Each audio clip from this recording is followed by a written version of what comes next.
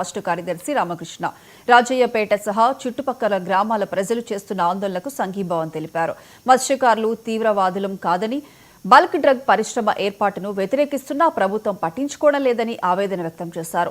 పర్యావరణ పరిరక్షించాల్సిన ప్రభుత్వం రాజయ్యపేటలో తమ ఇష్టానురాజ్యంగా వ్యవహరిస్తోందని ఆరోపించారు. మత్స్యకారులు జీవనోపాధి కోల్పోయే పరిస్థితి ఉందని, సమస్యలను సీఎం చంద్రబాబు దృష్టికి తీసుకెళ్తామని అన్నారు. డిప్యూటీ సీఎం పవన్ కళ్యాణ్ మత్స్యకారుల సమస్యలు పరిష్కరించాలని కోరారు.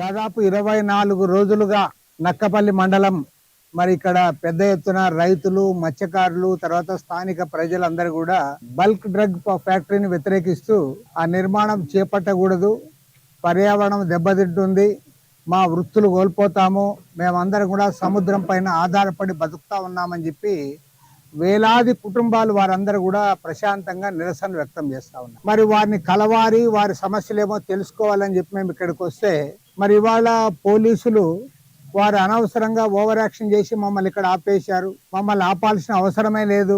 మేము ఇవాళ అక్కడ ఉన్న సమస్య ఏంటి, సమస్య తెలుసుకోవడము, ఆ తర్వాత ఆ సమస్యను ముఖ్యమంత్రి గారి దృష్టికి, ప్రభుత్వ దృష్టికి తేవాలనే ఉద్దేశం తప్ప ఇలాంటి ఇతర దురుద్దేశం ఎవరికీ లేదు. మరి వారు కలవడానికి వస్తుంటే కూడా ఆపేస్తా ఉన్నారు, కలవనీయకుండా చేస్తా ఉన్నారంటే ఇది ఏమాత్రం కూడా సరైనది కాదు. ప్రజాస్వామ్యంలో ఎవరైనా సరే ఒక సమస్య ఉన్నప్పుడు అధికార పార్టీకి ఎట్లయితే బాధ్యత ఉంటుందో ప్రతిపక్ష పార్టీలుగా మేము కూడా అక్కడికి వెళ్ళి సమస్యను తెలుసుకొని బాధితులను పరామర్శించాల్సిన బాధ్యత కూడా మా పైన ఉంటుంది. అది కూడా ఇక్కడ చేయనివ్వడంలే. దానికంటే నాకు అర్థం కాదు ఏమంటే ఇవాళ డ్రగ్స్ ఫ్యాక్టరీ అయినప్పుడు ఆటోమేటిక్గా పర్యావరణం దెబ్బతింటుంది. ప్రత్యేకించి ఇక్కడ సముద్రం పైన ఆధారపడి బతికే మత్స్యకారులందరూ కూడా వాళ్ళ వృత్తిని కోల్పోతారు. మరి మనకు పర్యావరణ శాఖ మంత్రిగా పవన్ కళ్యాణ్ గారు ఉన్నారు, ఆయన కూడా స్పందించాల్సిన బాధ్యత ఉంది. అంతేకాకుండా ఈ నియోజకవర్గానికి ప్రాతినిధ్యం వహిస్తున్న మంత్రిని మన హోమ్ మినిస్టరు ఆమె కూడా ఇటీవలే వచ్చి వాళ్ళతో మాట్లాడిపోయింది.